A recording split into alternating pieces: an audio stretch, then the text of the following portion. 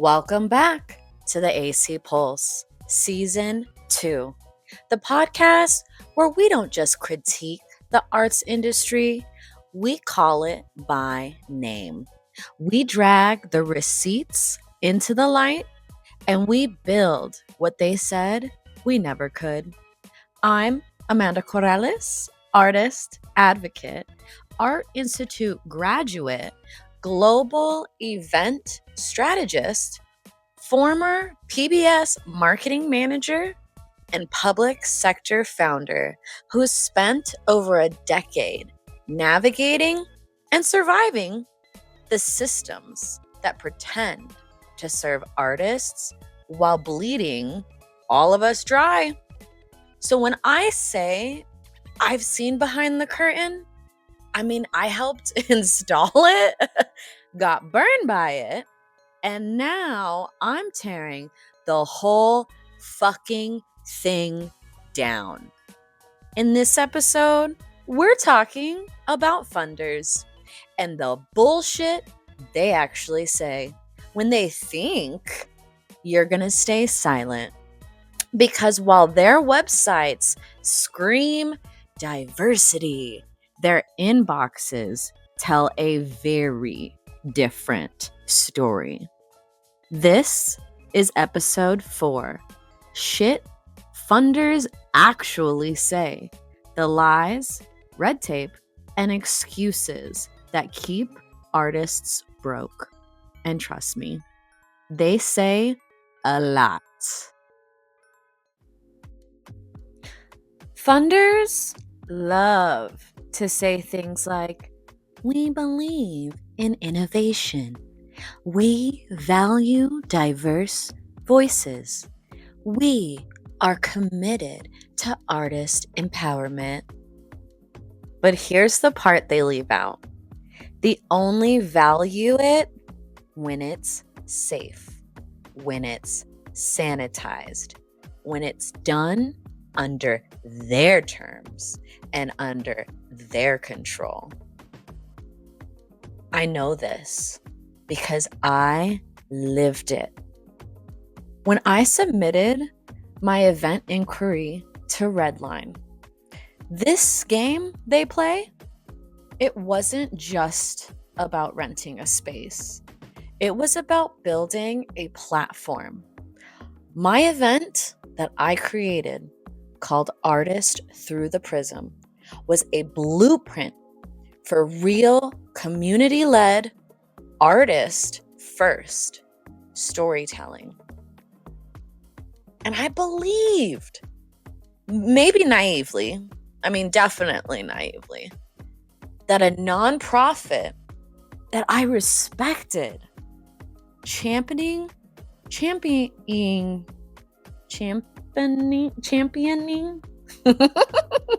artist equity would be excited to collaborate. I didn't approach them with a painting or with artwork. I approached them at the level they are on. Spoiler alert, they were not excited to collaborate. They were excited to extract. They copied the structure. They lifted the format. They took the exact language from my inquiry. And when I raised it, they didn't apologize. They didn't offer a license fee. Absolutely no acknowledgement or accountability. They didn't even acknowledge the harm. They lawyered up. It's just a term, gaslighting. Here's what Redline's attorney, Patricia Ho, said when I sent my invoice and notice.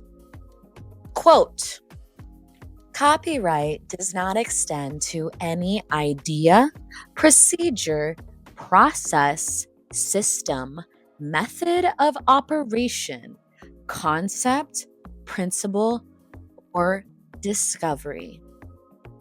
There is nothing protectable about the Avante Garde nonprofit model. This is the nonprofit version of, well, technically, while they run off with your house keys. Because it's not about one word or one idea.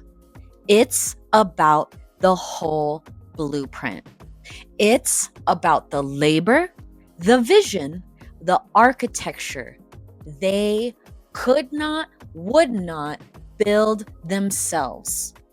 So they took it from someone they thought couldn't or wouldn't fight back.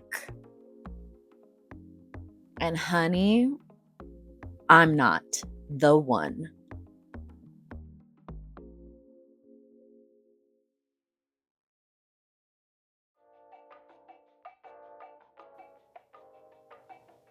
This episode is brought to you by Fund Her, trademark, the grant you'll never get. Looking to build community wealth through your artistic practice? Want to lead your own vision with resources and respect? Too bad. Welcome to Fund Her, trademark, where we'll ask you to fill out 14 pages of impact statements, racial equity reflections, and unpaid labor, only to tell you your project wasn't competitive enough. At Fund Her, trademark, we support diversity as long as it's safe, non-threatening, and easy to tokenize for our next annual report. Fund Her, trademark, diversity for optics, funding for friends.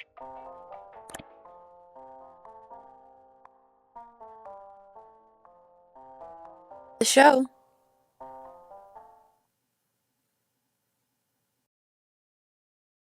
Profits love to promote equity until it threatens the hierarchy that keeps them in power. They'll give you grants to celebrate diversity. They'll put your face on their flyers and brochures. They'll even invite you to speak on panels and feedback sessions. But when you call out the harm they're causing, when you protect your labor, when you invoice them for stealing your work, you're aggressive, you're confrontational, you're misunderstanding their intent. Intent does not pay invoices. Intent does not restore stolen labor. And their intent does not build artist wealth. The cost of our silence, the system counts on you being too exhausted to fight, too isolated to be believed, and definitely at their hands, too broke to sue. But here's the thing, whether or not you get the apology, whether or not you get the payment, whether or not you get the public acknowledgement, let me tell you right now, your story matters. Your receipts matter. And speaking your truth is its own form of compensation. I chose to not stay silent. And now those receipts are public. Woo! Thank you for listening. Got a little choked up there.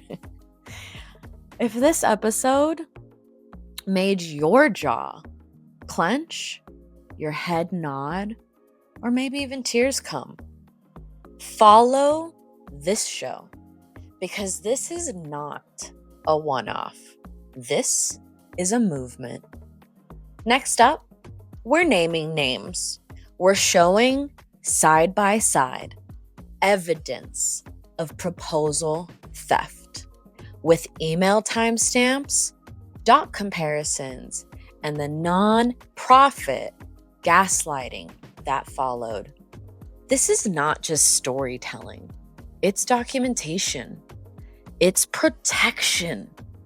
And it's strategy for every single artist who's been exploited by this same cycle of polished, systemic harm.